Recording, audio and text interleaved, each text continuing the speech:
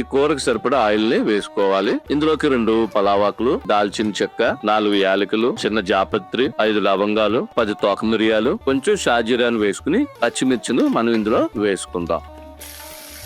చిన్నగా కట్ చేసి పెట్టిన ఆనియన్ కూడా వేసుకుని ఈ ఉల్లిపాయ వద్ద దోరగా వేగిన తర్వాత ఇందులోకి ఒక పెద్ద స్పూను అల్లం వెల్లుల్లి పేస్ట్ వేసుకుని ఇలా వేగినటువంటి ఇందులోకి మనం మీడియం సైజ్ కట్ చేసి పెట్టుకున్నటువంటి మటన్ వేసుకుని ఇలా మగ్గినటువంటి ఈ మటన్ మనం కుక్కర్ లో వేసుకుని కొద్దిగా వాటర్ వేసుకుని సాల్ట్ కూడా వేసుకుని ఒక 3 విజిల్స్ వచ్చేటట్టుగా బాయిల్ చేసుకుంటాం. ఇలా బాయిల్ అయిపోయిన మటన్ మనం ప్యాన్ లో తీసుకుని ఉడికింది లేనిది ఒకసారి టెస్ట్ చేద్దాం. ఓకే, ఇప్పుడు 10 వెల్లుల్లి రేకలు, ఒక పెద్ద స్పూన్ ధనియాల పొడి, 1 స్పూన్ కారం, ఒక చిన్న స్పూన్ పసుపు వేసుకుని ముద్దగా తయారు చేసుకుని ఇప్పుడు ఇందులో వేసుకుందాం.